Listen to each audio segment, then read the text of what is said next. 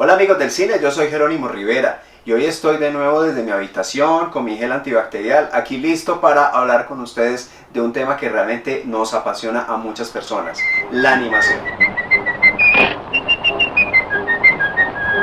La palabra animación viene de ánima, o sea de alma, y significa fundamentalmente dar vida a lo que no tiene. Animar es dar vida a aquello que no tiene vida originalmente.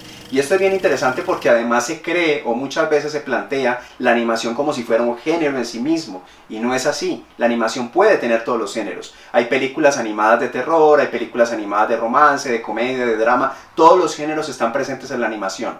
Y otro error muy común que se comete es pensar que la animación es algo para niños. También algo completamente equivocado, porque en los últimos años sobre todo hemos visto en Occidente una gran cantidad de producciones animadas para adultos tratando temas realmente bastante serios y con una gran profundidad sin necesidad de utilizar actores reales.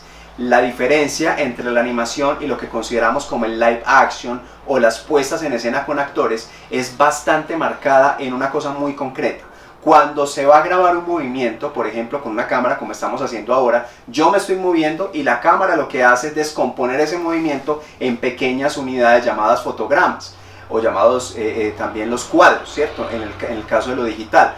En la animación es todo lo contrario, yo tengo que hacer cada uno de esos cuadros para que al pasar a una cierta velocidad, esos cuadros que originalmente están fijos se conviertan en movimiento. Por eso el proceso de la animación y el proceso de la grabación en live action es completamente contrario, aunque apuntan específicamente a lo mismo. Si usted es de los que cree que la animación es algo reciente y que inició seguramente con los computadores, le tengo una noticia. La primera película animada data de 1908, 13 años después de la invención del cine por parte de los hermanos Lumière en 1895. Voy a contarles ahorita algunos hitos importantes en la historia de la animación. Ya les hablé de 1908. En 1908 ocurrieron dos cosas importantes. Primero, la presentación de la película La Casa Encantada, dirigida por Segundo de Chomón, un pionero del cine español, que utilizó por primera vez un truco llamado el paso de manivela y que sería a la postre el antecedente de lo que hoy conocemos como el stop motion. Ese mismo año, en 1908, Emile Cole también realizó un cortometraje basado en animación por recortes llamado Fantasmagoria. Otro hito muy importante es el del primer largometraje animado de la historia, y contrario a lo que muchos pensarían, no se trata de una producción de Disney, se trata de una pequeña película argentina dirigida por un director llamado Cristiani que data de 1917 y se conoce como El Apóstol. La primera película con sonido, que fue un cortometraje con sonido, fue Steamboat Willie, una película del año 1928 del estudio Disney, en donde además se tiene un dato muy importante y es la primera aparición de Mickey Mouse. Seguramente ustedes han visto en el logo de Disney Classics esta secuencia en la cual Mickey Mouse va manejando un bote y va silbando una canción. Esta es la primera imagen con sonido en una película de animación de la historia. Y Disney también tiene otro hito importante y es el primer largometraje animado, la película Blancanieves y los 7 enanitos del año 1938. Finalmente, pasaron muchísimos años entre 1938 y 1995 para que el cine animado pasara de 2D a 3D. Y el hito de la primera película en 3D es de Toy Story, película del estudio Disney Pixar que data del año 1995 y que luego pues dio paso a una saga bastante exitosa que además ustedes pueden ver aquí en el programa Amigos del Cine que hicimos especialmente sobre esta maravillosa saga de películas. Hacer una película animada es un proceso tremendamente complejo. Piensen ustedes que en un segundo de televisión o de cine más o menos hay entre 24 y 30 imágenes. Para el caso de la animación, cada una de estas imágenes tiene que ser hecha por aparte, bien sea en 2D o en 3D, y esto hace que sea tremendamente complicado. Un solo segundo de animación puede llevar hasta una semana o 2 semanas de trabajo. Y esto hizo que la televisión pues no tuviera mucha animación. La animación era algo del cine por los tiempos. Bueno, hacer una película en cine podía demorarse unos 6, 7, 8 años con muchas personas trabajando allí. Pero la televisión llegó un momento en el que se da cuenta que hay que hacer una animación de una forma mucho más práctica.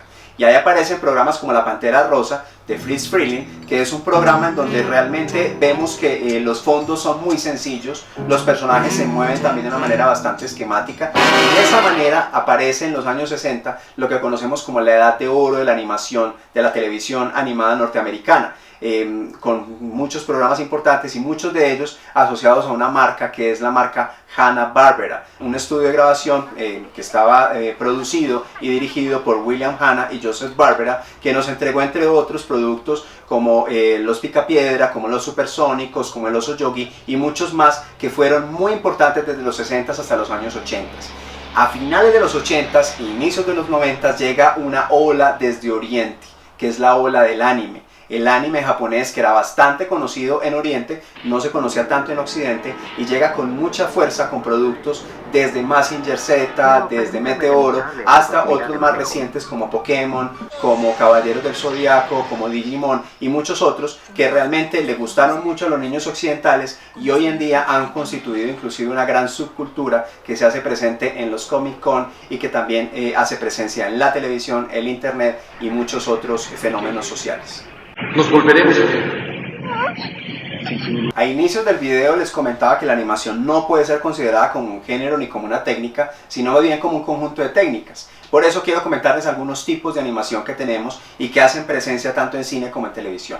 La más sencilla de ellas posiblemente sea la animación tipográfica, algo que casi no nos damos cuenta y que ocurre muchísimo, por ejemplo, en la publicidad o en los famosos cabezotes o presentaciones de los productos televisivos. Recordemos el logo de 20th Century Fox, el logo de la Warner, cualquiera de estos son animaciones basadas en letras que se mueven de alguna forma pues para generar mucho más sentido y generar algo mucho más agradable en el espectador.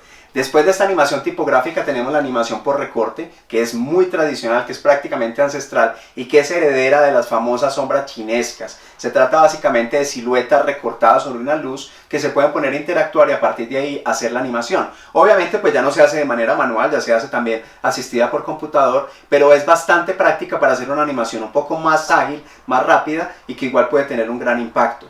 Tenemos también la famosa animación cuadro a cuadro o 2D, en donde hay que animar cuadro por cuadro, a veces manteniendo los fondos para generar el efecto de movimiento. Tenemos también la rotoscopia, en donde se hace una filmación con actores y luego a partir de las imágenes reales se hace una especie de calco sobre los actores para generar una película animada a partir de los actores reales que la grabaron. Tenemos también, por supuesto, la animación asistida por computador, la animación 3D, que nos ha generado cosas maravillosas y que inclusive es la mamá de lo que conocemos como el CGI o los efectos generados por computador. Y finalmente, pues otro que se está utilizando muchísimo justamente para el CGI es la captura de movimiento, que tal vez ustedes la han visto, pues que se trata de pequeños puntos que se ponen sobre los actores para que ellos actúen sobre un personaje y luego gracias al computador se puede generar un personaje sobre el cuerpo del actor, y esto lo hemos visto en películas como El Señor de los Anillos, como el personaje de Gollum, o en películas como El Planeta de los Simios, como el personaje de César. Estos son algunos tipos de animación. En Colombia, lamentablemente, la tradición de la animación en cine no es tan alta, hay una gran tradición en la publicidad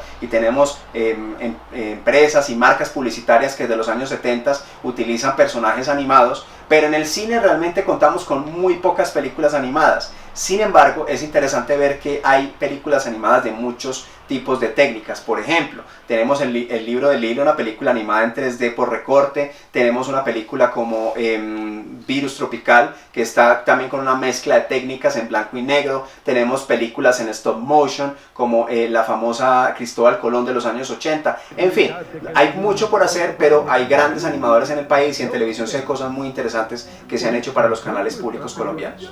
Con las riquezas de esas maravillosas tierras. ¡Oro! Bueno, mis amigos del cine, hoy hablamos acerca de la animación. No es una técnica, no es un género, no es para los niños, es un tipo de técnicas, es un conjunto de técnicas que funcionan bastante bien para muchos productos distintos y que pueden llevar un mensaje realmente muy interesante a partir de otro tipo de manifestaciones artísticas. Como siempre, los invito a suscribirse a nuestro canal, darle clic a la campanita para activar las notificaciones y compartir con sus amigos para que esta comunidad de amigos del cine sea cada vez más grande.